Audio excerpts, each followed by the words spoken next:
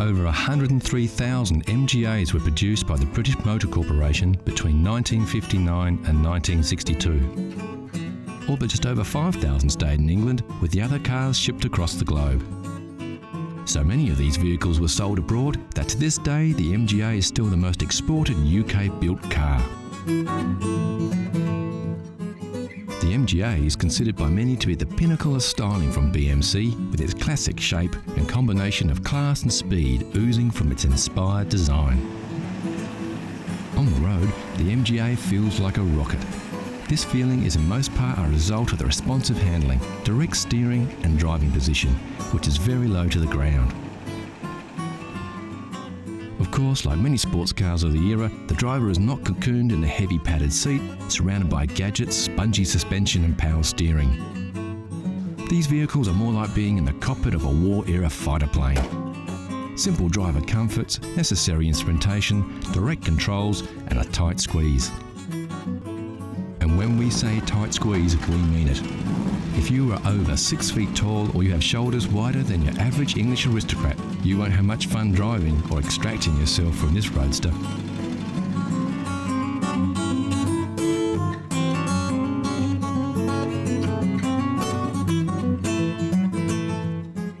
Like many sports cars of the era, a long graceful front end gives the impression there is a whole lot of motor under the hood.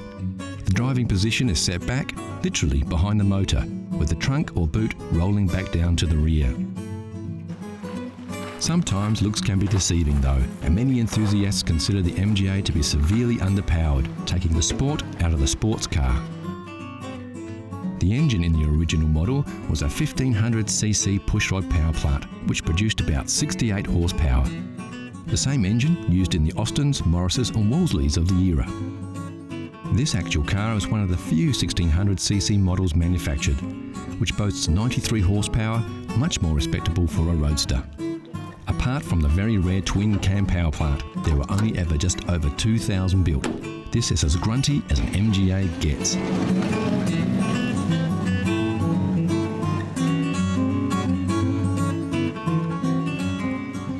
BMC did a little to reduce the weight of the MGA to increase performance.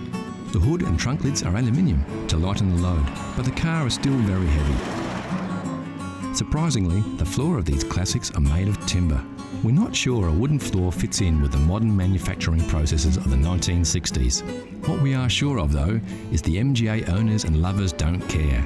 You don't buy an MGA to go fast, you buy an MGA to go and look good while you're doing it. When the MGA was designed, looking good was the #1 concern. And if you're thinking to yourself, where are the door handles? Well, this just makes our point. You see, the MGA has beautiful lines, gentle organic curves, sweeping style. Way too cool for door handles. In their wisdom, MG left them off, instead opting for a unique cable system inside the door frame, keeping the body clean and pristine. Of course, there is one thing that is synonymous with a classic MG: wire wheels. What started out as a construction method turned into a styling accessory. The MGA doesn't boast a lot of chrome, it's simple and understated.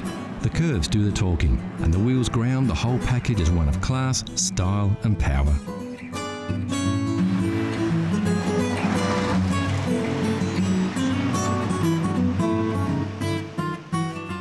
The real appeal of a classic MGA is the romance. The romance of rolling through the countryside, wind in your hair, wire wheels rotating under you, turning heads with your very stylish and fun machine. It's the same for all classic car lovers. For devotees of the MGA, it doesn't get better than this, and we're inclined to agree. So you've just hit 40, you're feeling cashed up, your hairline is fast travelling to the northern hemisphere of your head. So you've decided to take the plunge and get yourself that little sporty classic car you've always dreamed of, and get some wind in your hair before it all disappears and you find yourself shopping for a glue-on toupee. Right now, your heart is set on a Sunbeam Alpine, just like the one James Bond drove in Dr. No. Well, let's take a closer look at the damage to your hip pocket. There were several models of the Alpine produced between 1959 and 1968. The body shape didn't differ much between models, only performance. We've been looking around, and as far as classic cars go, the Alpine could be considered an entry-level classic. Of course, the prices vary, but generally at any one time there are a few on the market to choose from. This 1963 restored Series 2 unit in the UK was on the market for the princely sum of $9,000 or £5,500. It's restored and looks pretty good. It does lack a little grunt, being the early model. For about $7,000 or around £4,000, you can slide into this restored 65 Series 3 Alpine. We found this 1967 Series 5 model for an ambitious $15,000 or around £9,000. The engine was replaced with a 2300cc Mitsubishi power plant. Pricey, not stock, but it may have enough juice to get you and your new hairpiece to where you want to go. There are usually stacks of Alpines on the market, so if the Sunbeam Alpine is your classic passion, get hunting. They won't be hard to find. Here's a challenge for all you classic car fans. Know Your Chrome gives you a peek at some close-ups of classic chrome. Look at the shapes. Do you recognise the lines? Can you tell which car sports this shiny styling? It's too early for clues, but we can tell you it's a car. It's a classic and it's very, very cool. Look closely and we'll give you more hints later in the show. Next on CC, the Classic Car Show, we meet a big black cat, some tips for classic car owners, and we take a pony ride.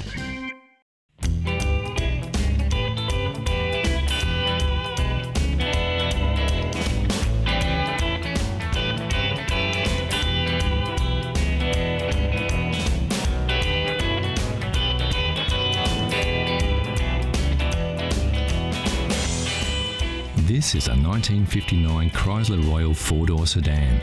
It's in A1 mechanical condition, and due to the simplicity of its six-cylinder Cube Dodge motor, anyone with a few basic skills can keep it that way. Of course, the best place to start is to take a look under the hood. On the left-hand side, check the brake and clutch fluids. No oil leaks are a good sign that all the hoses are intact. Quickly check the fan and inspect the radiator cap and water level.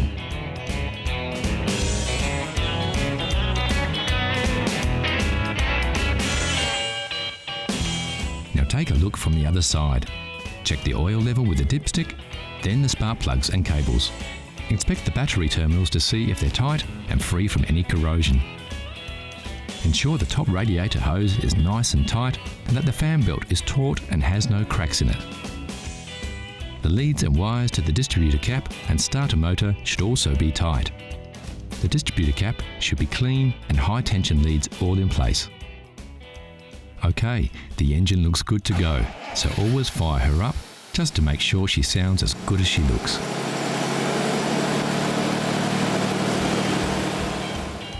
Don't forget to check the tyre pressures and make sure they're inflated correctly to the manufacturer's specifications. Also inspect the tread depth and check for uneven wear or foreign objects in the tyre tread. While the car is at the correct height, quickly check for rust under the mudguard here and under the front mudguard. The seals can be a weak spot for rust, but as we can see, everything is fine on this rust-free vehicle.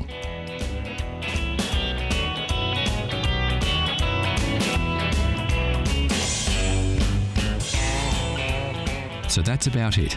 A few simple maintenance checks should keep your Chrysler Royal in great condition for another 50 years. And the best thing of all is that you can roll up your sleeves and do it all yourself. Yep, there's only one thing better than the smell of aging leather, and that's the smell of engine grease on your hands.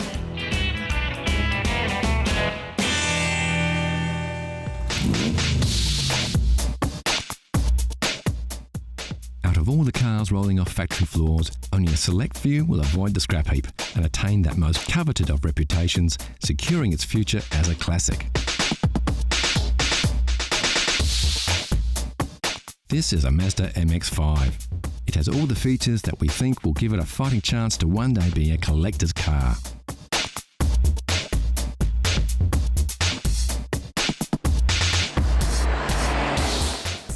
This classic of tomorrow gives you the feeling of the traditional open-top roadster with the modern comforts and technological improvements of today. Sure, to really get the most out of this vehicle, you're going to have to look after it well. Keep it garaged as often as possible and hold on to it for 30 or 40 years. If that's not too hard for you to do, you can have a sports car of today and a classic of tomorrow.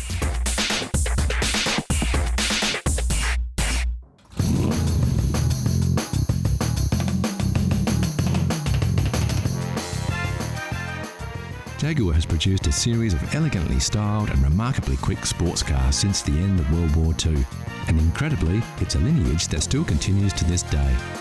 The XK series began in 1949 with the XK120, one of the most powerful cars of its day, and reached its peak with the production of the legendary XKE, commonly known as the E-Type Jag. With its combination of good looks, high performance and competitive pricing, the E-Type became the icon of 1960s motoring, and when the car was released in 1961, Enzo Ferrari even called it the most beautiful car ever made.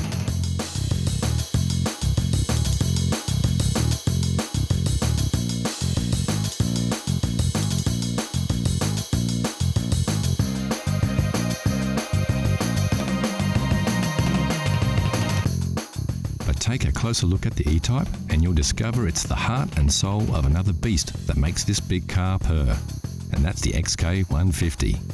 Built between 1957 and 1961, just short of 10,000 XK150 Roadsters, fixed head and dropped head coupes were built and sold. It was distinctively different from its predecessor, the XK140, with its curved one-piece windscreen, wider grille and high wing line along the sides.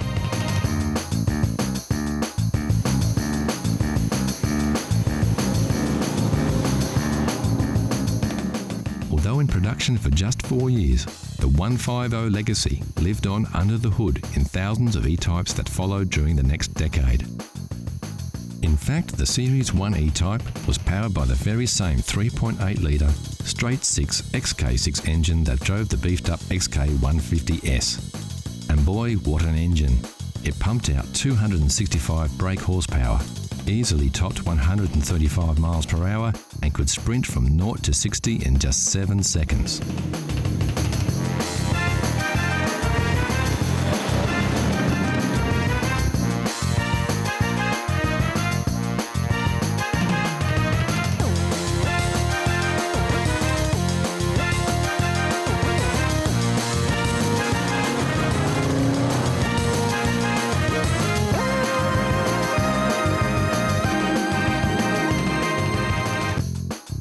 When the 150 launched in 1957, standard equipment included a 3.4 litre twin cam, capable of over 130 miles per hour.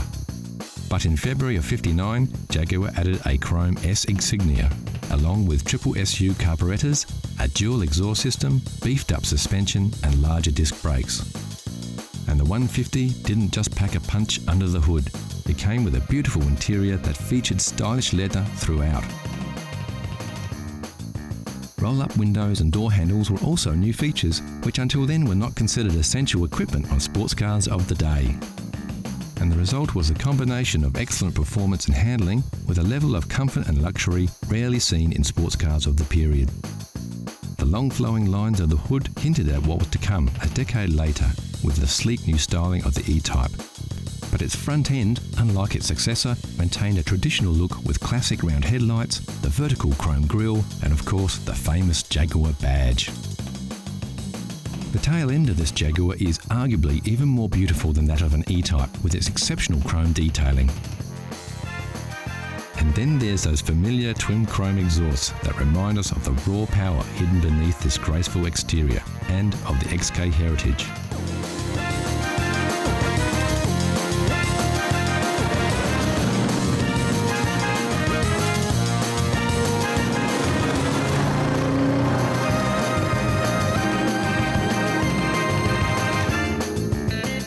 In March 1961, the first E-Type rolled off the production line and into the hearts and minds of the rich, famous and everyone with an eye for beautiful design.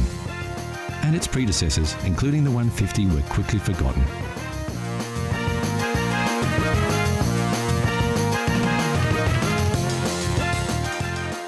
Yet, without Despite its XK lineage, the stunning styling and superb performance of the iconic E-Type Jag would never have been possible.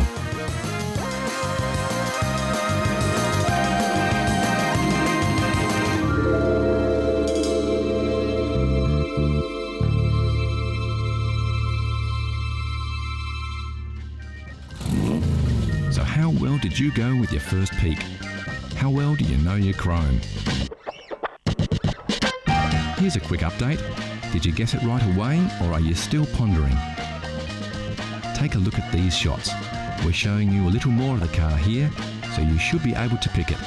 The answer is coming soon.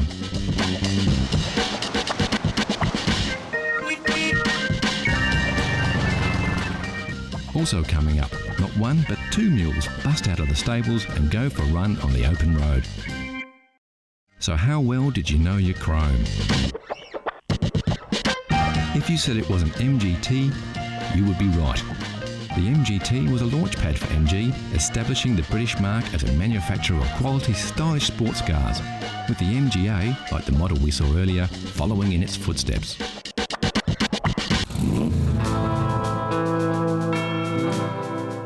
The classic road trip doesn't need a destination or a predetermined route. It's less about getting from A to B and more about everything in between. It's about the experience, the thrill of the open road, the awesome beauty of magnificent vistas, and above all, about horsepower. And when you want pure horsepower, you can't beat a pony. Yep, for classic all-American muscle, your ride doesn't get any better than a Mustang. Unless, of course, you're lucky enough to have two. Meet Bo and Belle, a pair of first-generation convertible Mustangs. The first saw the light of day back in 1966. These two beauts look as good now as they did on the day they rolled off the production lines almost 50 years ago. Sporting the now famous GT badge, both these Fords are equipped with the original GT equipment package. And yes, just in case you were wondering, that's where you fill this baby up. When it comes to gas caps, they really don't make them like they used to.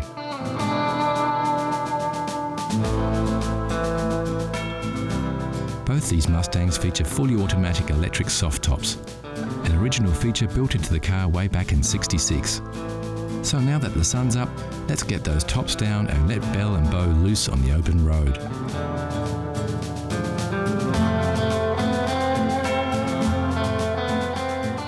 American muscle cars were built for roads like this. They like to go fast and straight. And if the road's clear, nothing gets the heart pumping more than opening up the gas and overtaking whatever's in your way.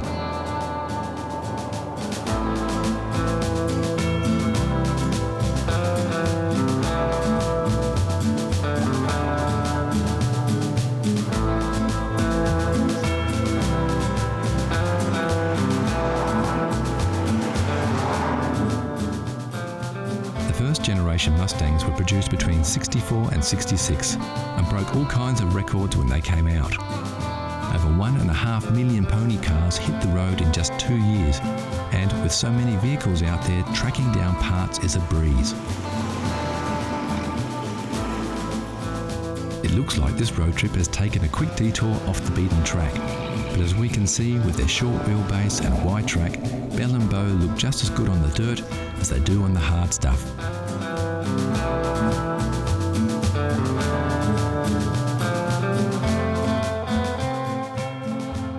Back on the bitumen and time to work out which way to head next. Yep, it looks like due south is as good a way as any.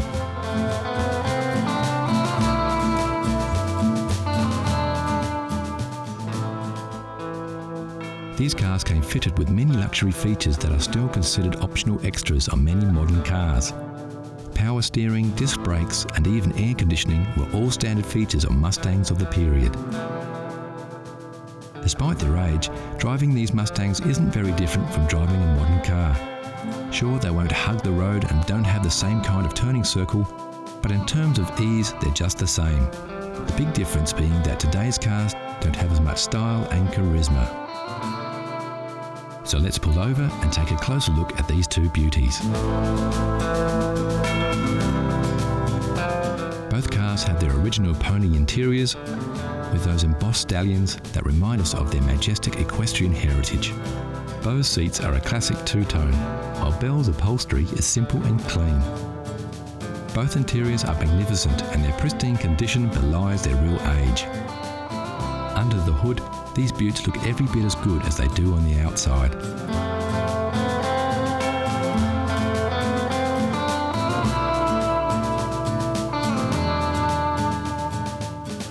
Getting back behind the wheel and hitting the back roads, we can see what makes these cars so special. With their soft tops down, winding their way through spectacular scenery, it's possible to forget that we now live in the 21st century. They take us back to another era, and they do it in a way that only a Mustang can.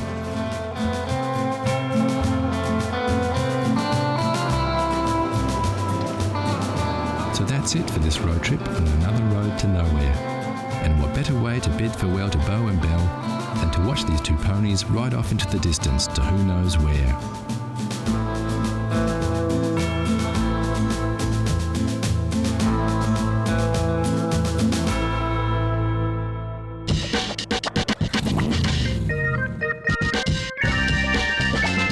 Classic cars are everywhere, from the everyday much-loved runabout to the rare and valuable collector's items. One thing we all agree, there's nothing cooler than a classic. Like this Lamborghini Miura, once owned by international model Twiggy and still oozing 1960s style. Or this E-Type Jaguar, recently voted the world's most beautiful car.